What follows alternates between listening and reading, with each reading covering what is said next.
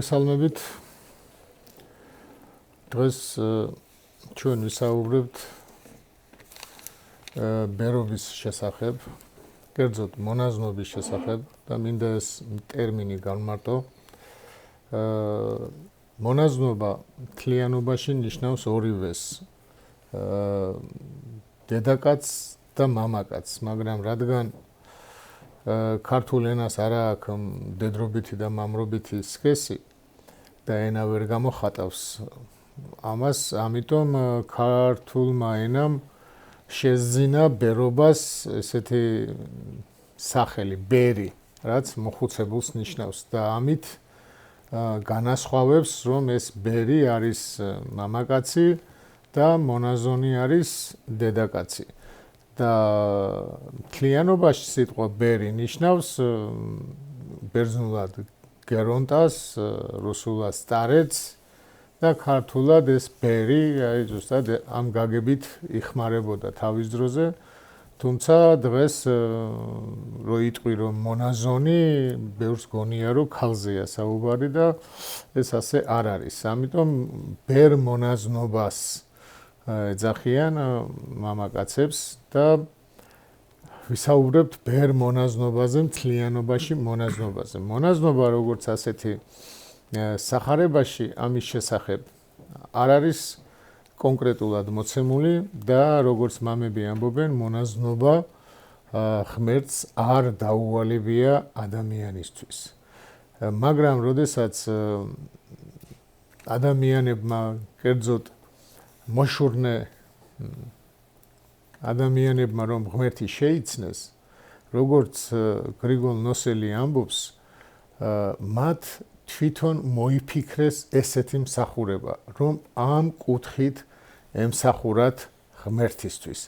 ასეთი პირველი მომფიქრებელი თუ შეიძლება ითქვას ახალ აღთქმაში, ეს არის პავლე მოციქული, რომელიც ამბობს, რომ უმჯობესია დარჩეთ ისე როგორც მე. და თუ თავს ვერ იკავებთ, მაშინ ყველას ყავდეს თავისი ცოლი, თავისი ქმარი. და პავლე მოციქული როგორც წესი მონაზვნად არ იწოდება, მაგრამ ის არის პირველი საწყისი, რომელიც არ დაქორწინებულა და ისე ემსახურა ღმერთს და ყველა ვინც შემდეგ პავლეს ბაძავდა, ისიც ცდილობდა, რომ დაქორწინების გარეშე ქალწულებრივად ემსახურა ღმერთისთვის და ასეთი მსახურებები იყო, რასაც ქალწულებრივი მსახურება ერქვა.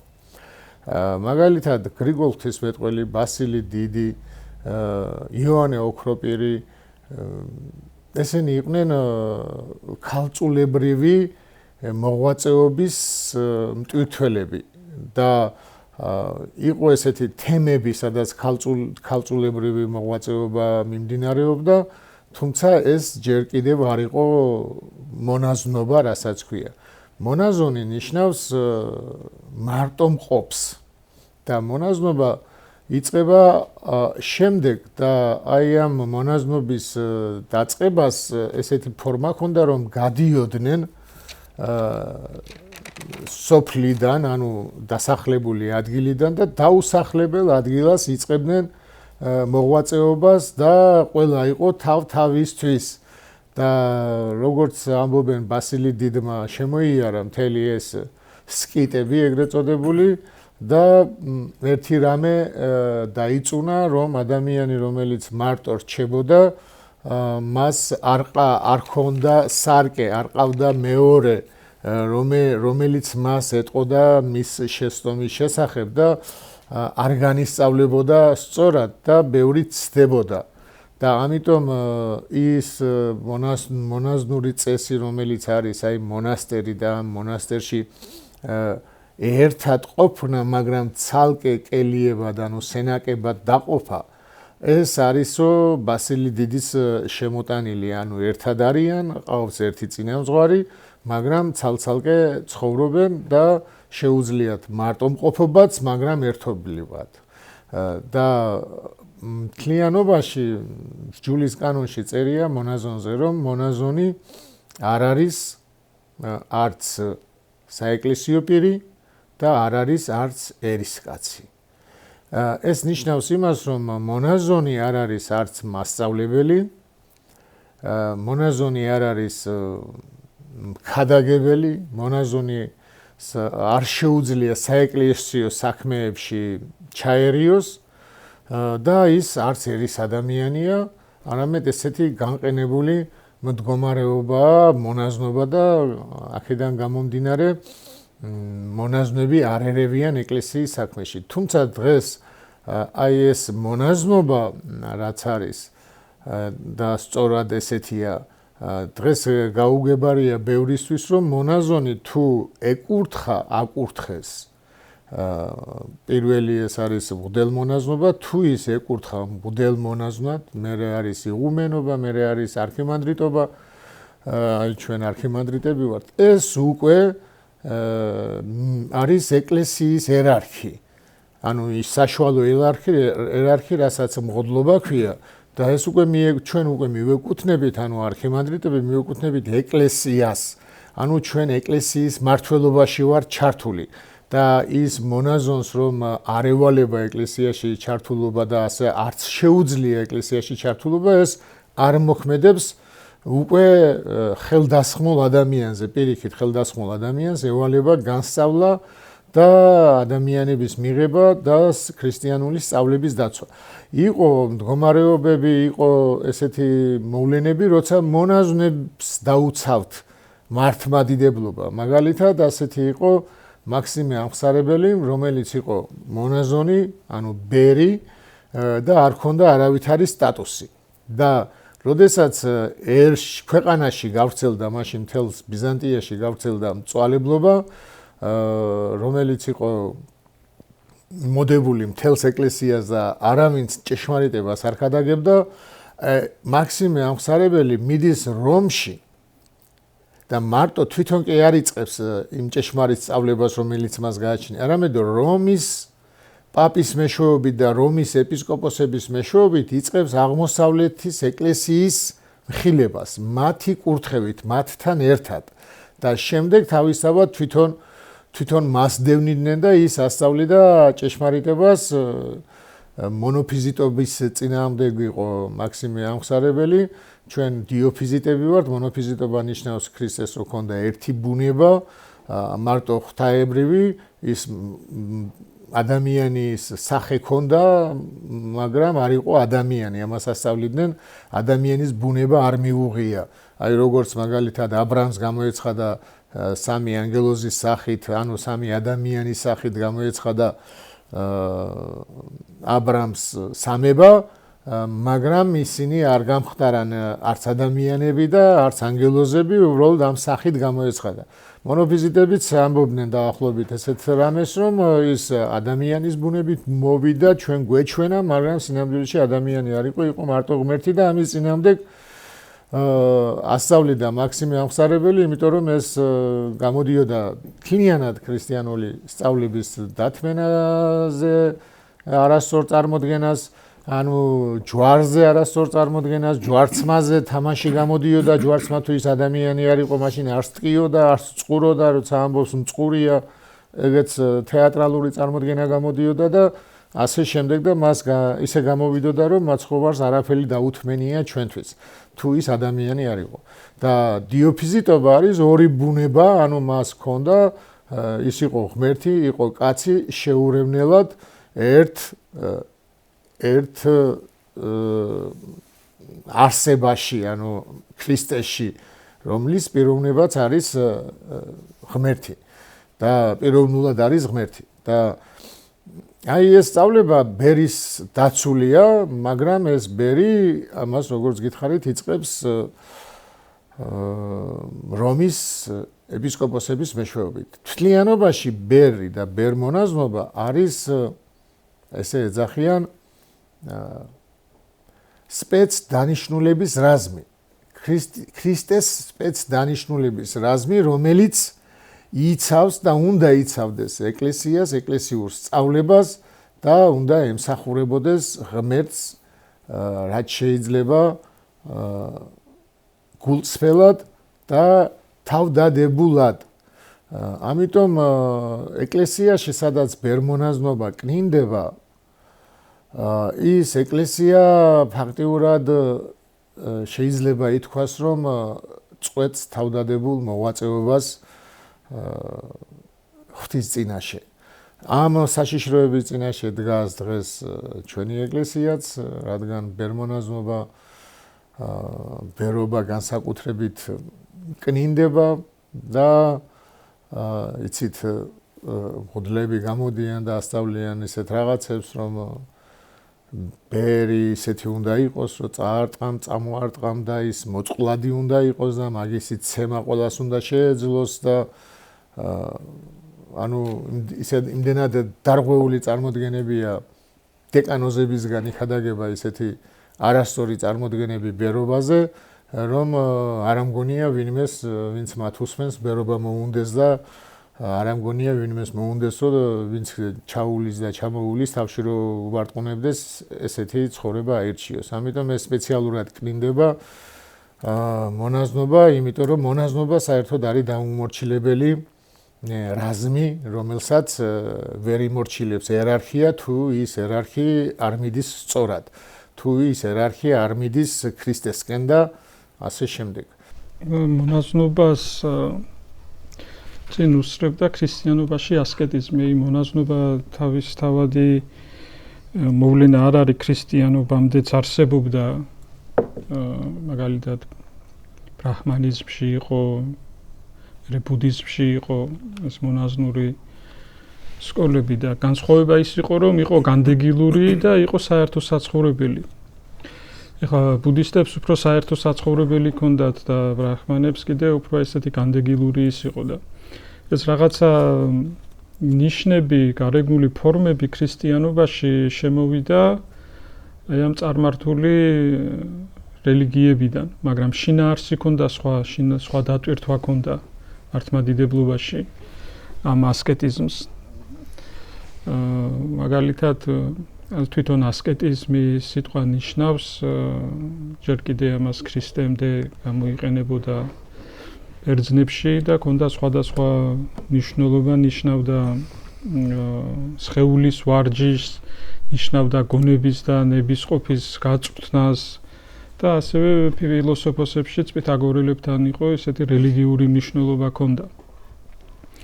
ხა წარმართებში თვითონ სხეული ხორცი მიიჩნეოდა ბოროტებად და ამით იყო განპირობებული ის, რომ ისინი მიდიოდნენ განდეგილებად და სხეულის დათრგუნვას ცდილობდნენ, როგორც რაღაც ბოროტებას. მაგრამ ქრისტიანობაში ესე არ არის, მართლმადიდებლობა არ ამბობს იმას, რომ სხეული ბოროტება, უბრალოდ სხეულს დაცემის შემდეგ ცოდვის შედეგად აქ ის რაღაც ბოროტი ნებები, რომელიც ხელს უშლის მას ღმერთთან მიახლებაში და აქედან გამომდინარე მართლმადიდებლობაში ასკეტიზმი არის ამ სხეულის ნებებთან ბრძოლა იმისათვის, რომ ხელი არ შეუშალოს ღვთის შემეცნებაში. ეს არის ქრისტიანული ესეთი მიდგომა მოღვაწეობისათვის და საერთოდ მოღვაწეობა არის ადამიანის მოღვაწეობა არის სამი სახის. არის სხეულებრივი მოღვაწეობა, როდესაც ადამიანი ხორციელად მოღვაწეობს, არის გონებრივი მოღვაწეობა და არის სულიერი მოღვაწეობა. ახლა სხეულის მოღვაწეობა არის ეს თავშეკავება ამ წუთისოფლისგან, სულის მოღვაწეობა ეს არის განწყობები. როდესაც ადამიანს სწორი განწყობები და დამოკიდებულებები გაქვს ადამიანებთან მიმართებაში და გონების მოღვაწეობა ეს არის შემეცნება ღმერთის, ქრისტეს შემეცნება. აი უდაბნოშიც, როდესაც ქრისტე გადის და 40 დღე მარხულობს, იქ წმინდა წერილის სიტყვებით ამარცხებს ეშმაკს.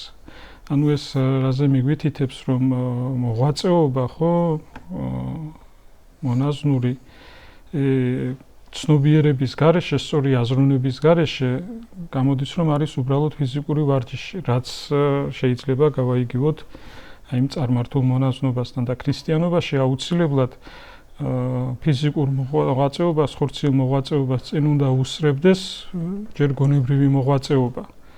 და ამ ორის მეშვეობით უკვე არის ნაყოფიერი ეს მოღვაწეობა და მონაზნური ცხოვრება. აი თვითონ აბადოროთეც აღნიშნავს, რომ არის მოღვაწეობის ორი ფორმა და ამბობს, რომ არის ხარკი და ძღვენი. ხარკი არის მცნებები, როდესაც ადამიანი მცნებებს იცავს და ეს აუცილებელი პირობა ცხონებისთვის, ვალდებულებაა და ძღვენი არის ის, რაც ყველას არ შეუძლია, ძღვენის მირთმევა შეუძლიათ მხოლოდ ბატონებს, თავადებს, ანუ შეძლებულ ხალხს. და ძღვენი არისო სწორედ ეს მონაზვნური ცხოვრება, რომელიც სავალდებულო კი არ არის, უბრალოდ შენი სურვილი და შენი კეთილი ნებიდან გამომდინარეობს და ამას წერაო ღმერთს და აი მეორე მესამე საუკუნეებში, როდესაც ეს არსებობდა ეს ქალწულების ინსტიტუტი, ქრიობის ინსტიტუტი, ესენი ითვლება საერთოდ აი მონაზვნობის წინასახედ და ეს არ იყო აუცილებელი მოვლენა. ანუ ეს აუცილებელი პირობა არ იყო. ეს იყო მაშინდელი საზოგადოების, მორწმუნე საზოგადოების თავისუფალი არჩევანი. და აღსანიშნავია ის, რომ უმეტესობა ეს ქალწულებისა იყვნენ დედაკაცები.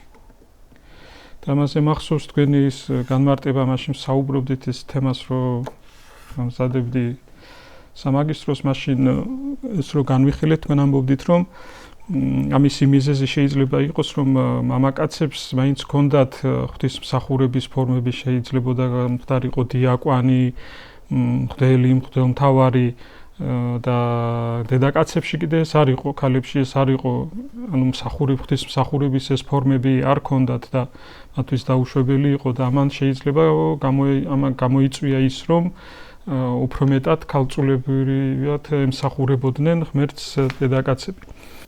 ახლა პირველი მონაზონი, როგორც ვიცით, საეკლესიო ისტორიიდან არის ანტონი დიდი.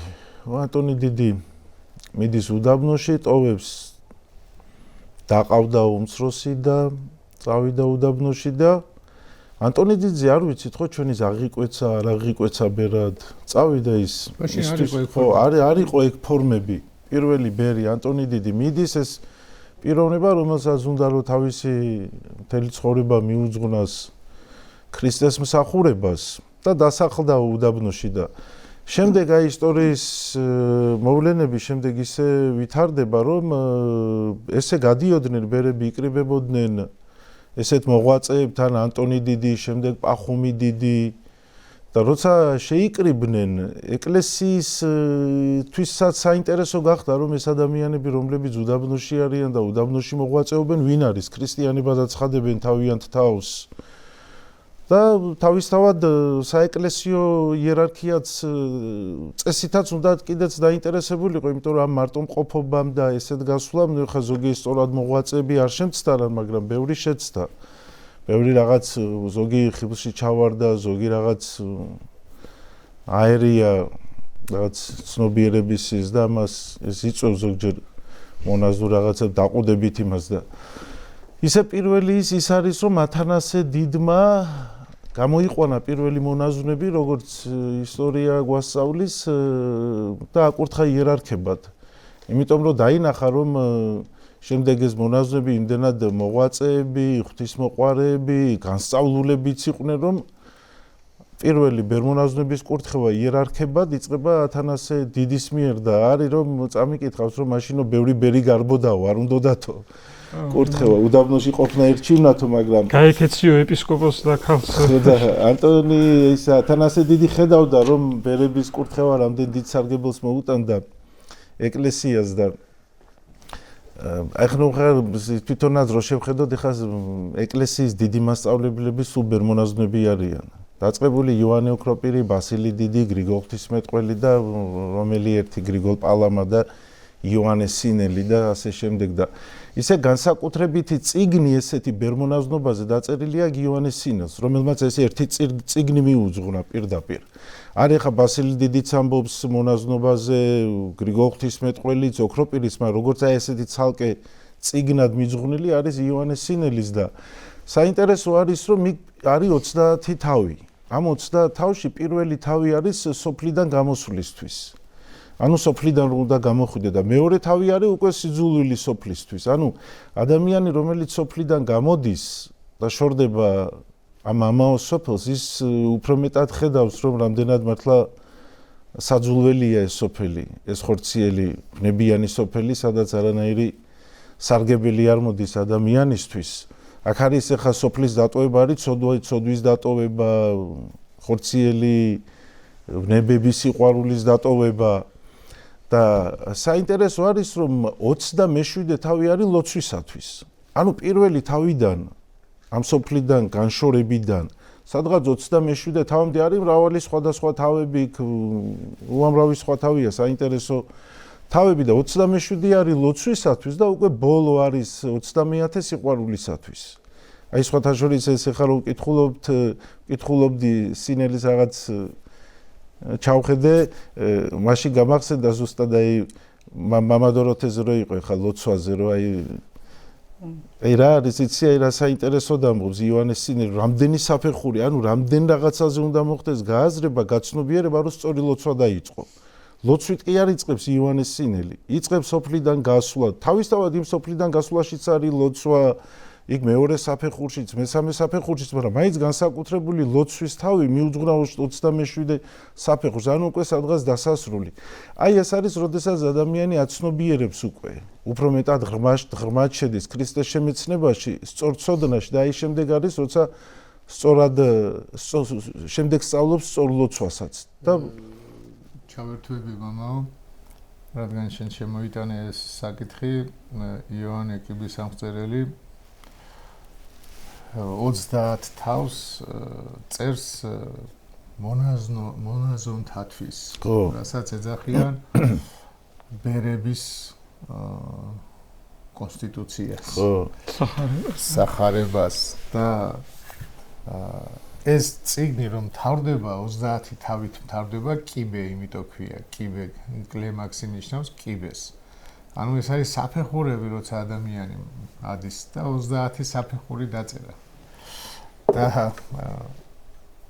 შემდეგ აქ სამი თავი დაწერილი მოძღვართათვის ხო ცალკე ანუ ეს უკვე ცალკე წიგნია ანუ აი ეს 30 საფეხური თუ არაა გავლილი იმ ადამიანს მოძღვარება არ შეუძლია ხო ხა დღეს რა ხდება რომ დღეს ჩვენთან სასწავლებლებში დეკანოზები ასწავლიან ოჯახის ისა ნუ ეს ცუდი კი არ არის მაგრამ დეკანოზია ხო ოჯახი ყავს შვილები ყავს ამ სოფლისთვის ზრუნავს და ასწავლიან კიბისამღწერელს ხო ნუ ეხა ეს ისეთი რაღაცაა რომ ქართულის მასწავლებელს ასწავლებინო ფიზიკა აი ფიზიკა ასწავლოს ფილოლოგმა ყოველად გაუგებარია. აი ესეთი ის ხდება დღეს საქართველოში, რა მონაზნობა რაღაცნაირად გახდა თაროზე შემოსადები საქმე, არა და მონაზნობა არის ცხოვრება. რაც შეეხება ლოცვას, აი მამამაც ახსენა რომ ახლა ჩვენთან რა ხდება? ბიზანტიური წესი არის გადმოტანილი მონასტერში როგორ იყო ბიზანტიაში, ნუ დღეს როგორ არის ათონზე. ბიზანტიაში რა იყო, მაგალითად გრიგოლ პალამა ცხოვრობდა ათონზე, მაგრამ ათონზე არ მიუღია მას ის სწავლება, რომელიც სწავლებისაც და რომელიც ცოდნითაც მან დაიცვა ქრისტეს ჭეშმარიტი სწავლება ნათლის შესახებ. როცა ეს პრობლემა შემოვიდა ათონზე და გავრცელდა რომ ვიღაცა ვალამი ასწავლის რომ ის არის ხელთქმნილი ნათელი და იმას ფილოსოფოსებიც ხედავდნენ და ასე შემდეგ და ფილოსოფიურად ხსნი და გრიგოლ პალამასთან მივიდნენ ბერები და მას თხოვეს. და გრიგოლ პალამას კელიდან გამოსვლა არ უნდაო და ანტონ დიდი გამოეცხადაო და გადიო უთხრაო.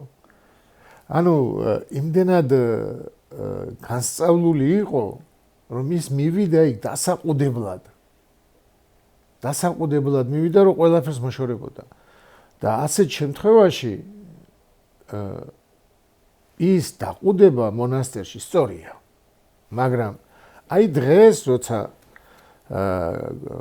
რა ვიცი აი რაღაცა კომუნისტური რაღაცებს რო ასწავლიან ბავშვებს სკოლაში ახლა ჩემს დროს ესე იყო ნუ დღესაც არ არის საოცრება არაფერი ღმერთზე არ არის არაფერი არ იციან და როცა მიდის მონასტერში ახალგაზრდა იმას ასწავლიან ლოცვას და მორჩილებას და დაიკარგა ქრისტე, დაიკარგა ცოდნა. თუ ბიზანტია იყო ქრისტიანული სამყარო. იქ ბავშვობიდან, პატარაობიდან უკვე ქრისტეს ასწავლიდნენ. და სასწავლებლები ყველა ქრისტიანული იყო. ჩვენთანაც ხო, ამ რევოლუციამდე რუსული იმპერიის დროს ყველა სასწავლებელი იყო მაინც სასულიერო. საერო სასწავლებლები თითქმის საერო საგნებს ასწავლიდნენ სასულიეროში. და სტალინს აქვს სასულიერო სემინარია დამთავრებული. ხო და როცა ესე ერში ყველაფერი სასულიეროა და მაშინ ერიდან მონასტერში მიდის ადამიანი, მაშინ გასაგებია რომ მას ასწავლო ლოცვა, გონების გაჩერება და მსახურება მონასტრული. ამიტომ იყო მე თქვენ რომ მოხვედით ხო ყველა ახალგაზრდა იყავით რა იცოდით თქვენ იცოდით ის რასაც ერში ასწავლინე რაც უნივერსიტეტში გასწავლეს საგანი იცოდით რაღაცა რაც დაამთავრეთ ხო მაგრამ ქრისტე არ იცოდით. ამიტომ გავაკეთე მე ისე რომ თქვენ ეს გესწავლათ. არა რომ დამდგარიყავით და ლოცვა გეთქვათ. აი მაგალითად ლოცვაზე ისე ვიტყვი რომ რა არის ბერული ლოცვა ხო? აი მაგალითად ბუდისტებს აქვთ მანტრებს ეძახიან თუ არ ვცდები ესეთი გაწელილი ხმა არის. ბგერები არის გაწელილი და სიტყვას და შინაარს ვერ გაიგებ. აი ამ ხმას უნდა უსმინო და გონება ამ ხმაზე უნდა გააჩერო. ეს არ არის ქრისტიანობა. გონება კი არ უნდა გააჩერო რაღაც ხმაზე, არამედ გონება უნდა გააჩერო ქრისტეში. და ქრისტეში გაჩერებული გონება ნიშნავს ქრისტეს შემეცნებაში უნდა გააჩერო. ჩემი ფეხებისთვისო სანთელი არისო შენი მცნებები. დავით მეფე რომ ამბობს. აი შენი სიარული, შენი ნებისმიერი მოქმედება ძმასთან გამარჯვების თქმა უნდა იყოს მცნებებიდან გამომდინარე. რას გასწავლის ქრისტე? აი მაგალითად ძმასო გამარჯვებას ეუბნები, მანამდე უნდა გახსოვდეს რომ გიყვარდეს მოყვასი შენი. აი ეს გითხრა ქრისტემ. ეს არის სანთელია. ჩემი ურთიერთობის სანთელიო შენი მცნებები არისო. როცა მე ძმას შევხვდები, მოყვას შევხვდები ნებისმიერ ადამიანს, ქრისტემ რომ ხომ მითხრა გიყვარდეს და სიყვარულით უნდა უთხრა, სიყვარულით უნდა მივესალმო. ამიტომ თუ მცნებები არ არის გარჩეული გონებაში, რაც არ უნდა ბერი იყო და რაც არ უნდა გონება შეაჩერო, მაშინ ელიდან არ უნდა გამოხვიდე. ხალხთან არ უნდა ქონდეს ურთიერთობა და მღვდელი არ უნდა გახდე. და თუ მღვდელს გახდე ადამიანს და მას ადამიანებთან აქვს ურთიერთობა, მან ქრისტე უნდა იცოდეს. აი ეს მუშაობა არ მიმდინარეობს დღეს მონასტრებში. აი ეს გამახსენდა ხა რო ამბობთ გრიგოლ ღვთისმეტყველს აქვს ხო ათანასე დიდზე წიგნი დაწერილია საოცარი სიტყვა და იქ ამბობს რომ ათანასე დიდიო, ნუ ათანასე დიდი ხო რამდენიმეჯერ იყო გადასახლებული და როცა ეგვიპტეში გადაასახლეს და ბერებთან მივიდავა მაშინ ათანასე. ნუ იქ დიდი ბერები იყვნენ, ასკეტი, მოღვაწე, მოშურნე ბერები და ამ ბერებისთვისო ათანასე დიდი იყო როგორც მოსე. ისე უსმენდნენ რომ როგორც მოსემ ჩამოიტანაო მთიდანო 10 მცნება, ესეთი ანუ ათანასე რომელსაც არ უცხოვრია იმ ასკეტური მოღვაწეობით, რომელი ასკეტური მოღვაწეობითაც ბერები იქ ეგვიპტის უდაბნოში ცხოვრობდნენ, იმათან რომ მივიდა, ეს ბერები იწყებენ ათანასეს მოსმენას.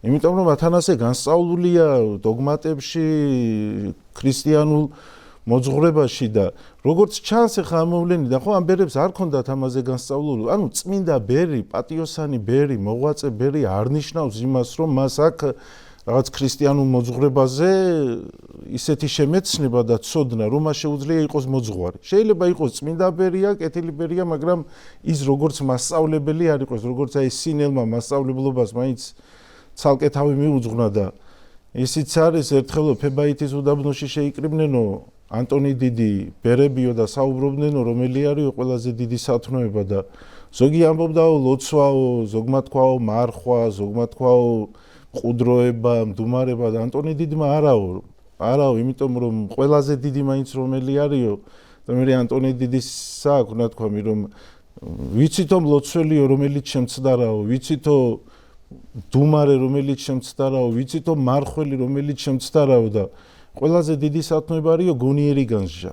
როდესაც ადამიანს გონიერი განსჯა გააჩნია, ის ადამიანი შემდეგ სწორად მარხულობს, ის ადამიანი შემდეგ სწორად მოღვაწეობს, აი თვითონ მონაზვნობის არსიც ეხა როგორია, ხო, მონაზვნობა არის სოფლიდან გასვლა. და ზოგჯერ რო ვაკვირდები, აი ადამიანი არის რომ მიდის მონაზვნად იმისთვის, რომ შემდეგ ეკურთხოს იერარქად და მოუბრუნდეს ისე ვერში, მოუბრუნდეს მასწავლებლად და ეს არ არის სწორი ისა, თუ მონაზვნად მიდიხარ, მაშინ მონაზვნად მიდიხარ, იქ არანაირი სურვილი არ უნდა გქონდეს იერარქიის, მაგრამ ეს თუ ხდება, უნდა ხდებოდეს მოძღვრის კურთხევით, მღვდელმთავრის კურთხევით, რომ გაკურთხებენ მღვდლად, რომ აი შენი სურვილი როცა არის, რომ მღვდლად ეკურთხო, ეს ცოტა ესეთ რამეს გავს ხა მონაზონი, აი რო შევადაროთ, ხო, ანუ წავიდა განშორდა სოფელს და უნდა რომ სოფელთან მობრუნდეს, ისევ და სოფელმა დაინახოს, შეამჩნიოს ეს და ეს გავს ისეთ რამეს, რომ პატიმარი ციხიდან გარბოდეს და დიდი პლაკატი ეჭიროს და აწერია გავრბივარ. ცოტა ისეთია ხო, თუ გარბიხარ, ესე იგი ისე ჩუბად უნდა გახვიდე და თუ შეგინდა რომ ამ სოფლიდან გახვიდე, ხა ბერად აღიკვეცები და ამასთანავე გინდა რომ თელმა საქართველოს მიწოდეს, რომ შენ ბერად აღიკვეცე, თელმა სამყარომ გაიგოს შენ მონაზონი ხარ და რაღაცა და ანუ ამის ის სურვილი თუ გაგაჩნია, ზუსტად იმ პატიმარს გავხარ. რომელმაც დაიჭირა დიდი პლაკატი და აწერია გავრბივარ, დიდი ასოები. მას შევადარებ, აი კაცი რო იმალები და რო ყვირი პოლიციელს რო ეუბნები. გავრბივარ უნდა დაიმალო ის.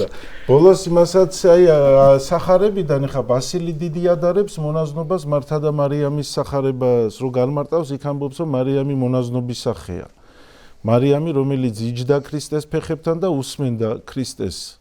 და ამ სახარებაში საინტერესოა ისიც რომ როცა მართა იწუნებს მარიამის მსახურებას და ეუბნება ქრისტეს რომ დამეხმაროსო მარიამი და ქრისტე პასუხობს რომ რისთვის ზრუნავდა შფოთხარო მრავლისათვისო შენ მართას ეუბნება და მარიამზე ამბობს რომ მანო კეთილი ნაწილი ამოირჩიაო აქო ერთი არისო სახმარ ანუ ერთი არისო ერთზე არისო საზრუნავი მანო კეთილი ნაწილი არ მოირჩია რომელიც არასდროს არ წაერთმევაო მას ანუ რა იყო ეს ნაწილი ის რომ ის ისმენდა ქრისტეს სიტყვებს აი მარხვაც ადამიანს წაერთმევა კი სწორად მარხველია სწორად შვენიერია და მისი მოღვაწეობა სწორი მოღვაწეობა ეს მარხვა მაინც დასრულებადია ხო ზეცაში მარხვა არ გრძელდება ლოცვაც დასრულებადია იმიტომ რომ არც ლოცვა გრძელდება ზეცაში და მარადიულობაში მოწყალებაც დასრულებადია იმიტომ რომ არც მოწყალება გრძელდება ზეცაში ერთადერთი რაც მარადიულობაში გრძელდება ეს არის ქრისტეს ღმერთის ჭვრეტა მისი სმენა მის შემეცნებაში ყოფნა და აი ზუსტად ამიტომ არის რომ ამბობს მაცხოვარი ქრისტე რომელიც მას არასდროს არ წაერთმევა. ანუ ეს არის ის რაც ადამიანს არასდროს არ წაგერთმევა და თუ ამაში არ მეცადინეობ, თუ ამაში არ მოღვაწეობ, მაშინ ნამდვილად ვერ იქნები ზეცაში ნეტარებაში, იმიტომ რომ ხა თუ სხვა სათნოებებით, რომელი სათნოებებით მაინც ამქვეყნიურია და იმ სათნოებების იქეთ შენ ვერ გაიზარდე ღმერთის შემეცნებაში, იქ შემეცნება და ჭვრეტა, იქ ხო არ არის სათნოებებით ცხოვრება და აი ესა ბასილი დიდი ამბობს მარიამის მოღვაწეობაზე, რომ ეს იყო მონაზვნობა. აი დღეს როგორი ის არის, იცით რომ რაღაცნაირად ესე წარმოგვიჩენენ, რომ მღვდლობა არის რაღაც თავგანწირვა. და ერში მაგალითად ნუ თუნდაც თეთრი მღვდელი გახდა, აი დეკანოზი არის თავგანწირული, იმიტომ რომ ის მღვდელი გახდა. რომ ესეთი დროს და მღვდლობა არასოდეს არ ყოფილა თავგანწირვა, არც დღეს არის პირიქით, ეს არის პატივი. ამით ცხოვრობ, ამით ჭამ, დაცული ხარ, პატივში ხარ, მღვდელი ხარ, ისე არ გექცევიან როგორც სხვას.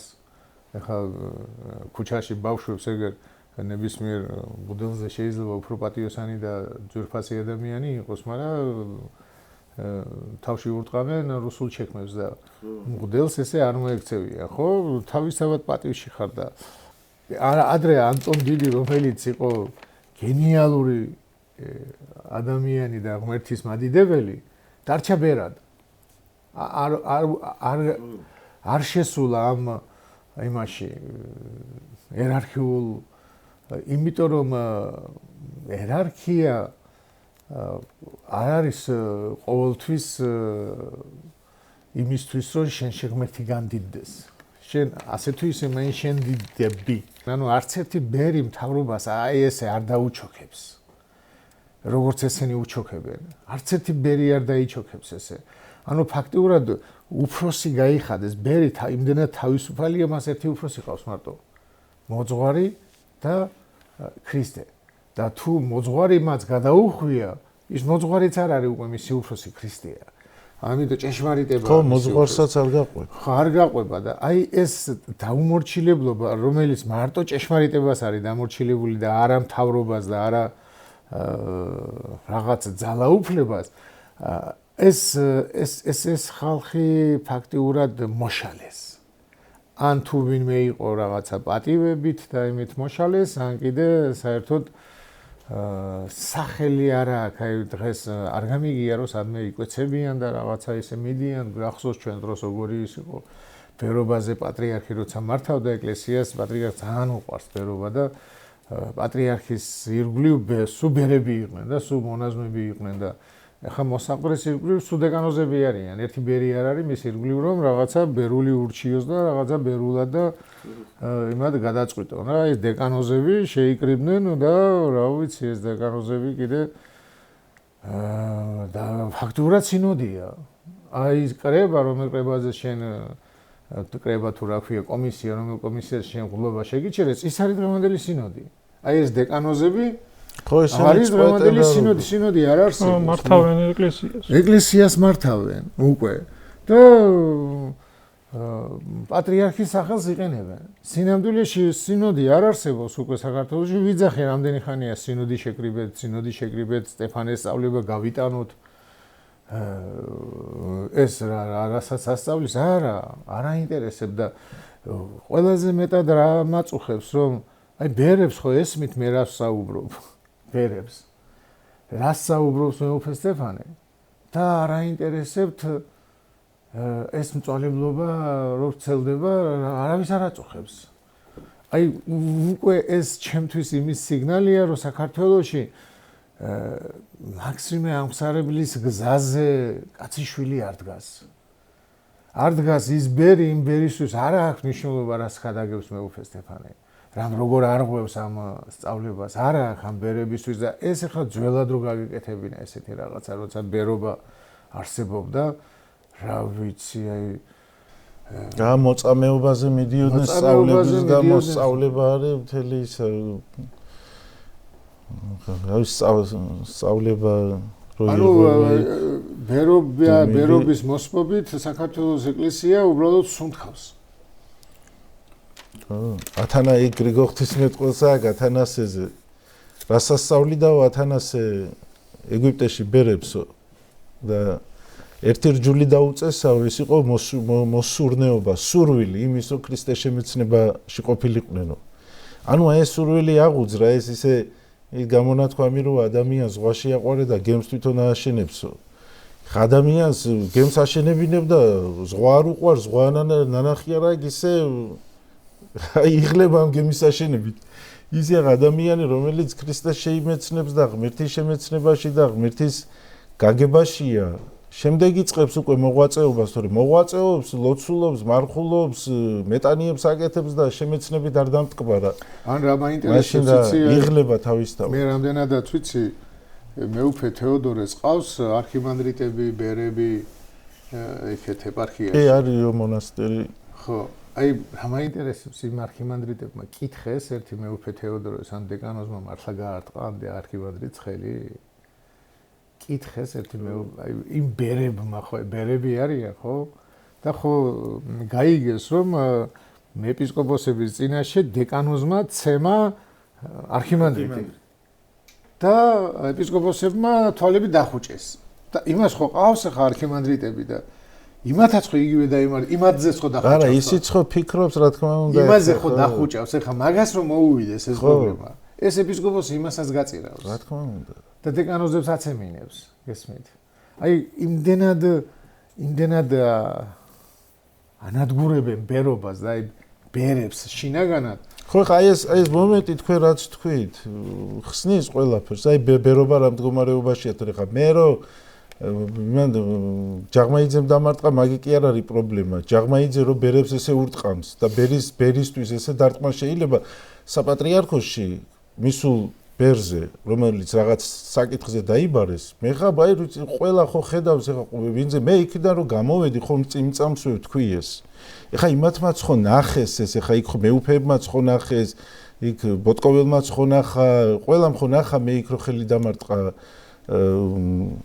ჯაღმაიძემ ნუ ხო თვალი დახუჭეს მაგრამ აი ხა ხვალ მომავალ კრებაზე სიტყვაზე ხვალ ვიღაცა კომისია უნდა შედგეს ვიღაცა სამღვდელო პირზე აი ხა იმ სამღვდელო პირს მივმართავ რა აი როგორ მიხვალ აი უბრალოდ იქ აი ეს იყო ზუსტად მამა დოროთე რო ამბობდა რომ ტელევიზიების გარეშე იქ შესვლა არ შეიძლებოდა არ შეიძლება იქ ტელევიზიები მე ხა მე რო შევედი მე უთხარი ჩავიწერ მეთქი თუ იწერთ მეთქი და არ ვიწერთო და ნუ კარგი მეთქი თუ არ იწერთ და არ ჩავიწერე თორე მაგათ დარწმუნებული ვარ ხა ჯაღმაიძე შენ ჩაწერილი გექნება იქ ორი აზრი არ არსებობს ხა თქვენ ის რო იქ ჩაწერილი არ გექნებათ უბრალოდ ვერ გამოაქვეყნებენ აი დღესაც ვიბრი გამოაქვეყნონ აბა დადონ იქ მე რო ხელი დამერტყა მისთვის იმას ისე კარგად გამოაქვეყნებდნენ იმ ზურგიდან ესე ჩუმად მომარტყა იმას ანუ დაამონტაჟებდნენ რაღაცას გააკეთებდნენ ისე რომ ჩემი დარტყმა გამოჩნდებოდა და ნუ მე რეიტყოდნენ საზოგადოების დიდი ინტერესიდან გამომდინარე ვაქვეყნებ და ანუ ეს პროვოკაცია რაც მომიწყვეს და ამიტომ ამათან მისასვლელი არ არის მღვდლებო არ მიხვიდეთ ამათან ესენი არიან რა ვიცი ამათ არენდოთ არ მიხვიდე კარგია ხო ნუ არ მიხვიდე ეხლა რა ვიცი ეხლა მაშინ მე მიდით და გაგლახონ და გამოდით თუ ეგრე გინდათ მე ამათან არ უნდა მიხვიდე საშიში ხალხია კაცო მე არ მივედი ეხლა დააკვირდით არ ცხენიათ უბრალოდ ესე ბოდიში მომავდა ეხლა ხუთივემ ხო იცის იქ მე როდესაც ვამბობ ეს რომ მართალია ეხლა მეუფეშიო მეუფე თეოდორესთან ამას რო ისმენს ჯაღმაიძე ბოტკოველი ესენი ერთმანეთში ხო იციან ერთმანეთში რომ ეს მოხდა ეს ფაქტი და ერთმანეთთან ამ საზოგადოდ ამბობენ ჩუმად არიან რომ არაფერი ეს არ მომხდა დააკვირდი შენზე ამბობს ჯაღმაიძე რომ როდესაც მამა ილია გავიდაო გარეთო იქო რომ გააკეთაო განცხადებებიო იმის გამო შევყრიბედო კომისია ხო და დაბარებასო აზრი არ ქონდაო მე ხო არ მოინანიებდაო დააკვირდი თუ ამის გამო შეკრიბეს კომისია რაც შენ გამოხვედი ხო გარეთ მე შეკრიბეს კომისია ანუ იქ რო შიგნით იყავი ის არ ჩათვალეს კომისია და არ იყო ეს გასაუბრება იყო მე შეკრიბეს კომისია რომელ კომისიამაც გამოიტანა რაღაცა დასკვნა და შენ არ დაგიბარეს. აი შენ რო გარეთ გამოხვედი, შენ თქვი რომ ჯაღმაიძემ დაგარტყა ხელი. ხო. ამ კომისიას რატო არ გაუჩნდა იმისი სურვილი რომ შენ უკან შეებრუნებინე და ეთქვათ მართლა რატო ამბობ ასე ციცულის? ხო, ცილისწამებას ვამბობ. ცილისწამებას ამბობ. მართლა დაგარტყა, გასო სად დაგარტყა, ხო არ დაურტყია? ანუ აი მარტო ამისთვის უნდა შეებრუნებინეთ უკან და მარტო ამისთვის უნდა დასწრებოდი იმ კომისიას, რომელი კომისია შეიქმნა შენი გამოსვლის მერე განცხადებების გამო. აი როგორი ფარისევლები არიან და როგორ ვერ ალაგებენ იმასაც. რისი დალაგება უნდა და ასე რატო ალაგებენ, ასე რატო აირიათ. იმიტომ რომ სხვა ქონდა დალაგებული, მაგრამ მე რო შენი ჩანაწერი რო გამოვაქვეყნე, რომ ბოტკოველი რო გეუბნება შენო გასაუბრებაზე ხარო. აი იმის შემდეგ მოიფიქრეს რომ კომისია მერე შევქმენითო ის არ იყო კომისია და ის რო არ გამოქვეყნებულიყო რომ ბოტკოველი გეუბნება რომ გასაუბრებაზე ხარ მეუფე შიოსთან და მეუფე თეოდორესთან ეს რო არ გამოქვეყნებული ისინი იტყოდნენ არა ჩვენის კომისიაში კომისიაზე ხონდა დაბარებული ანუ იმდენად აი ღმერთი არ არსებობს ამათვის არ არსებობს აი როგორ არის იცით აი ასე რო იტყვები ერთს რო თხარი ბაში ტევე პირველს მივეცი ის ინტერვიუ და იქ ვამბობ რომ მეთქი თვალებში ჩამხედეთ მეთქი ხო ნახეთ მეთქი რომ ხელი დამარტყა მეთქი და მე ერთმა მითხრა მამა რა პატიოსანი კაცი ხარო და რა არის მეთქი და ის რო თქვი თვალებში ჩამხედებ შენ რა გონია მაგათ სინდის შეაწუხებს ეხა თვალებში ჩაკხედავდნენ და რა მაგას იტყოდნენ რომ კი მოხდა ეგრეო ხო და ეგრეა და ბერემო დაიცავით თქვენი თავი ეკლესია დაიცავით უდღეშია ჩვენი ეკლესია არ არის ეს ეხა მე პირადად იმის თქმაც მინდა რომ მართლა ეხა როგორ არის იცი მე რომ მოვიქცე იმისთვის და ისე მოვიქცე რომ მე ვიფიქრო ეხა რომ ამ საქციელის გამო გლობას დამებრუნებენ ეს იქნება ძალიან ცუდი საქციელი ჩემგან ესე იგი მღვდლობის გამო დავიწყე ვაჭრობა. მე ამ ყველაფერს იმიტომ კი არ ვამბობ, რომ მღვდლობა დავიბრუნო. მე ამ ყველაფერს იმიტომ ვამბობ, რომ ეს არის სიმართლე და ამ სიმართლეში რა იქნება, როგორ იქნება ღმერთმა იცის და დანარჩენს ღმერთი განაგებს. ეხლა არ მღვდლობის გამო მოვსულ ვარ და არ მღვდლობის გამო ვიბრძვი. ამ ყველაფერს რო ვამბობ, ეხლა თუ ვინმე გზგონია, რომ ამას მე იმიტომ ვამბობ, რომ ხვალ აუცილებლად მღვდლობა უნდა დამიბრუნონ. არა, მე ვამბობ იმას, რომ სიმართლეა და თუნდაც რომ მღვდლობა არ დამიბრუნდეს და ეკლესიაში რაღაც შეიცვალოს და ამათი ეს ჯგუფი შეიცვალოს საპატრიარქოში და ამით კანონი, ბერი, მღვდელი დაცული იყოს ეკლესიაში. აი მართლა მიღირს თუნდაც ის ყველაფერი რაც მოხდა. იმიტომ რომ როგორ შეიძლება ამ ხელა ეკლესიაში მღვდელს თავში ურტყამს, მე მეორე მღვდელი გამოდის და იმან ხო თქვიქაც დაამტკიცა გალდავამ რომ თავში არისო ჩასარტყმელი აბა დაიცვა იმის ხო ბერს ურტყიო კაცი რა ის არის ეგეთი უნდა იყოს აი ამ ყველაფერს ხო უბრალოდ ეხლა ხო ბერების დიდი შეურაცხყოფა დაცინოა მთლიანობაში და ხა აი ვიცი ყველაფერზე დუმილი ცოტა იმას მაგონებს ხო იცი ხა გონებასაც ემართება ეს აი მამაშიო რო იყო ერთხელ ახალგაზრდობაში რაღაც ოპერაცია რო გაუკეთდა მაშინ ამბობდი ხო რაღაც 3 თუ 2 თვე იწექი და მე레ო ვერ დავდიოდიო რომ ავდექიო სიარული დავიწყდა ესე იგი სხეულს ემართება ხო რაღაც უმოქმედობაში სხეულს ავიწყდება სიარული და ისევ თავიდან უნდა ისწავლოს და ამ გონებასაც ამდენ უმოქმედობაში და დუმარებაში კვდება ეს გონებაც რა რადგინდა ეს გონება რო გაგაჩნია თუ არი მოქმედე არი მოძრავე სიმართლე არ თქვი ესეთი მსგავსება რა ვიცი რა დაარქვა სამართლობა ძალადობა სიბინძურე ეს ყველაფერი ეკლესიაში ხდებოდა მას შემდეგ რაც ეკლესია როგორ თქვა აი გასახელწეოფრივ და თუ აი სახელმწიფოს რაღაცის რო გახდა დანამატი აი მე-4 საუკუნიდან ხო აი კონსტანტინე დიდმა უკვე რო გამოსცა ეს მილანის ედიქტი და შეწყდა ეს დევნა ქრისტიანობის ეკლესიას გაუჩნდა ბევრი პრივილეგიები მაგალითად ეკლესია გახდა ქონოებრივად უზრუნველყოფილი თუ კი ვინც რა ტაძარში მსახურობდა ვინც ამ ტაძარს ააშენებდა ვალდებული იყო ერჩინაის სასულიერო პირიც ეკლესია განთავისუფლეს გადასახადებისგან მერე ისე სამოქალაქო სასამართლოსგანაც თავისუფლები იყვნენ სასულიერო პირები და თვითონ ხდებოდნენ თანამდებობის პირები და თვითონ აწარმოებდნენ სამართალს და ეკლესიის გასამართლებული მერე გასაჩივრებას არ ექვემდებარებოდა და ამან ახლა რა გამოიწვია ეკლესიაში მოვიდა საზოგადოების დაჩაგრული ფენა იმისათვის რომ ის კეთილდღეობა რაცაც ეკლესია თავაზობდა ხალხს ის მიეღო. ანუ ამ მე-4 საუკუნიდან ამ კონსტანტინე დიდის ედიქტებმა გამოიწვია ის რომ ეკლესიას უკვე გაუჩნდა მიწიერი მფარველი სახელმწიფო. და ეკლესიამ იმდენად მოეწონა ეს მიწიერი მფარველი, იმიტომ რომ ეს მიწიერი მფარველი მიწიერ რაღაცებს თავაზობდა, რომ უარი თქვა ქრისტესზე, ქრისტეს მფარველობაზე. და ქრისტეს მფარველობა ჩაანაცვლეს იმპერატორების მფარველობით.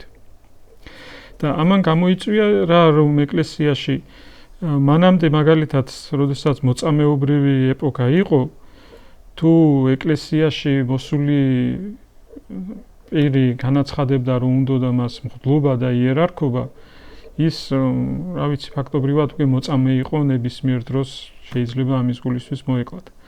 მე-4 საუკუნიდან უკვე საშიშროება არ იყო ქრისტიანობის და ხალხი უკვე რთული გახდა იმისი გაგება, რისთვის მოვიდა ადამიანი ეკლესიაში, რისთვის უნდა მღვდლობა, მღვდელმთავრობა მართლა ღმერთი წამდა, იმიტომ თუ ის კეთილდღეობები, რასაც ეკლესიას თავაზობდა ამ სასულიერო პირებს. და აქედან გამომდინარე, იმდენი არასასურველი სასულიერო პირი გაჩნდა ეკლესიაში და იმდენი მოძალადე რომ ეკლესიამ ფაქტობრივად გახდა სახელმწიფოს ერთ-ერთი დანამატი, გახდა მიწიერი, ჩვეულებრივად ერთ-ერთი ინსტიტუცია, ასევე წარმართების აი ამ გაქრისტიანებამ ხო აი განსაკუთრებით იუსტინიანეს დროს იყო რომ თუ არ იყავი ქრისტიანი, ვერც ერთ საჯარო სამსახურში ვერ იმუშავებდი, ვერ იქნებოდი მასწავლებელი, ვერ იქნებოდი, ანუ ვერანაირ სტრუქტურაში ვერ იმუშავებდი. ანუ უკვე წამოვიდა ის, რომ აძალებდნენ ქრისტიანობას და ამიტომ ბევრი ხდებოდა ქრისტიანობა და საშინელი მდგომარეობა დადგა ეკლესიაში. და ამან გამოიხდეს, რატომ მოვყევი, რომ ამან გამოიწვია ბევრი აი ჭეშმარიტი ქრისტიანების პროტესტი და როცა ნახეს რა სიბინძურე დატრიალდა ეკლესია, ამაზე ბევრ საუბრობს სხვათა შორის ოქროპირი, ბევრ საუბრობს იერონიმე და ამან გამოიწვია ის, რომ ხალხი გაიქცა უდაბნოში. ანუ ეს ამას ასახელებენ ერთ-ერთ მიზეზად მონაზვნობის წარმოშობის. და როცა ხედავდნენ, რომ რა სიტუაცია იყო ეკლესიაში, რა უსამართლობა იყო მთავრობაში, ამ ყველაფრის გააზრებამ ხალხ გამოიწვია ის, რომ ხალხი გაიქცა უდაბნოში. მაგრამ აქ ერთი პარადოქსია, ახლა ეს ხალხი ეკლესიის სიყვარულის გამო წავიდა უდაბნოში, მაგრამ ამათი გადასარჩენი გახდა მაინც ქვეყანა და ეკლესია. იმიტომ რომ ათანასე დიდი სწორედ ამათგან აი ამ გაქცეული აი ესენი გამოყავდა უდაბნოდან და ამათ აკურთხებდა და ისევ ამათი გადასარჩენი გახდა საბოლოოდ მაინც ეკლესია და ქვეყანა. და აი ეს მეოთხე საუკუნეში მოხდა ის, რომ აი მეოთხეში მე მგონი აი თეოდოსი დიდის დროს რომ ბერმონაზვნებს უკვე მიეცათ უფლება სოფლიო კრებებში მონაწილეობის მიღების. და სწორედ ამან იყო ის, რომ მერე ბერობა გახდა ძალიან პოპულარული იმ გაგებით, რომ გამოირჩეოდნენ თავიანთი პატიოსანი და წმინდა ცხოვრებით და გამოირჩეოდნენ თავიანთი სიბრძნით. და როდესაც ხალხმა დაინახა ის, რომ ჭეშმარიტი ღვთისმოყვარეობა და ღვთისმცნებებით ცხოვრება იყო უდაბნოში და ამბერებში და ხედავდნენ იმას, თუ რა დღეში იყო ეკლესია, ბერებს მოიპოვეს უდიდესი ავტორიტეტი, რომ ხალხი მათაფარებდა თავს. და როდესაც ეს დაინახა, შეამჩნია სახელმწიფომ და ეკლესიამ, რომ ბერმონაზვნობას უფრო მეტი ავტორიტეტი ჰქონდა ვიდრე ეკლესიას და სახელმწიფოს, დაიწყეს ყველანაირად იმისი მცდელობა, რომ ეს ბერმონაზნობა რამენაირად დაექვემდებარებინათ ეკლესიისთვის და დაექვემდებარებინათ იმპერატორისთვის. და იყო ესეთი შემთხვევებიც, აი საიმპერატორო მონასტრები რო იყო, იმპერატორს იქ თავისი კაცი ყავდა, რომელიც კოორდინატორი იყო და მიმართულებას აძლევდა მონასტერს. და ამით რისი თქმა მინდა, რომ აი თავიდან ხო რა მდგომარეობაში ჩავარდა ეკლესია, ხო როგორც გახდა სახელმწიფოს დამორჩილებული და დაქვემდებარებული, იგივე ბედი ეწია მერე მონაზნობასაც, მაგრამ მონაზნობა უფრო რთულ დღეში აღმოჩნდა. მონაზნობის დამორჩილებას ცდილობდა როგორც ეკლესია ცალკე, ასევე მთავრობაც ცალკე. ანუ ორმაგი დარტყმის ქვეშ აღმოჩნდა. და ჩვენსავით. და ეს ყველაფერი მიუთითებს იმაზე, რომ რამდენად დიდია ადამიანი, როდესაც ის მართლა ღვთისგულისთვის ცხოვრობს, ღვთისგულისთვის მიდის, ხო, და აი თუნდაც ხატმებრძოლეობის პრობლემა რო იყო, ხო, ეს მონაზნობა გაიმარჯვეს ფაქტობრივად ამ მწვარებლობაზე, ეს მწვარებლობა დაამარცხეს მონაზნობის მოღვაწეობის და მათი იმის შედეგი იყო და გამასხელმა და სხვებმა. ხო, მაგათი დამსახურება იყო და მერე უკვე ეს თავიდან ხო არის მაგალითად ანტონი დიდს ჰქონდა ესეთი განდეგილური ცხოვრების ფორმა. პახომი დიდს ჰქონდა ეს საერთო საცხოვრებლები და ბასილი დიდმა ეს გააერთიანა, ხო და მერე უკვე ყალიბდება მონასტრები როგორ? არის სამეფო მონასტრები, არის საპატრიარქო მონასტრები, ხო, არის ეპარქიული მონასტრები და არის კერძო მონასტრები და დამოუკიდებელი მონასტრები. ეხლა აქ სხვაობები რა იყო? სამეფო მონასტერს თავისუფალი იყო ყველანაირი გადასახადებისგან და მხოლოდ მეფის კურატორი და ისიც იქაური მონასტრის საძმოს წევრი იყო და ის არეგულირებდა სიტუაციას. საპატრიარქო მონასტრებშიც ანუ სტავროფიგიალური მონასტერი რაც არის, აი წალკაში ჩვენი მონასტერი როგორც იყო. ესენიც ეპარქიის მღვდელმთავარს არ ემორჩილებოდნენ, გადასახადებისგან თავისუფალი იყვნენ და ემორჩილებოდნენ პატრიარქს. იყო ეპარქიული მონასტრები, ანუ ეპარქიაში ეპისკოპოსი რომ მართავს. და აქ იმ ეპისკოპოსის დაქვემდებარებაში იყვნენ მას იხსენიებდნენ ლოცვაში და იყო მეოთხე მონასტრები რომლებიც იყვნენ აი თემების მიერ აშენებული ან ვიღაცა კერძო ქტიტორის მიერ აშენებული. და ეს თუ რაც უფრო დიდი იყო მაგალითად ეს აღმშენებელი თანამდებობრივად თუ შესაძლებლობებით, მით უფრო მეტად თავისუფალი იყო ეს მონასტერი. და ასეთი მონასტრებიც სხვადასხვანაირად ფორმირდებოდა. და ეხლა ეს რატო იმას ვქენი მოვყევი ეს ფაქტი რომ აი მონასტრების დაქვემდებარების სხვადასხვა მეთოდებს ეძებდნენ. აი მაგალითად ქტიტორული მონასტერი რომელიც იყო, იქ ქტიტორს შეეძლო განეგო მონასტერი, წესდება დაედგინა, რამდენი ბერი იქნებოდა და ასე შემდეგ. და თუ ეს მოკვდებოდა, ანდერძით მიშულზე გადადიოდა მონასტერი. და იმდენად ჩაყო ხელისუფლებამ და ეკლესიამ ხელი, ხო, ბერობაში და თუ მაგალითად თუ ვაჟიშვილი არ ყავდა შთამომავალი, ქალიშვილი რო ყოლოდა, ქალიშვილის სახელზე გადადიოდა მონასტერი. ასეთი შემთხვევები იყო და ეს ახლა რატომ მოვყევი რომ აი როდესაც სტრუქტურა ცდილობს რომ რაღაცა დაიმორჩილოს თავისი პირადი მიზნებისთვის, აი როგორ შეუძლია დაამახინჯოს ბერმონაზნობა და მონასტრული საცხოვრებლები. როდესაც შენ არა ღვთისგულისთვის გინდა ეს ყველაფერი, არამედ რაღაცა შენი პირადი ან პოლიტიკური ინტერესი გაქვს, ან კარიერული ინტერესი გაქვს. და აი ამას შეწირო და დღესაც ბევრი ანალოგიური შემთხვევები ხდება. ეხლა სხვათა შორის ათონს შემორჩა მონასტერში წინამძღვრის არჩევის კაი ფორმა. მსოფლიო საპატრიარქო ის არის მსოფლიო პატრიარქია ათონი მსოფლიო საპატრიარქოში შედის და იქ წინამძღვარი რო კვდება საძმო ირჩევს წინამძღვარს.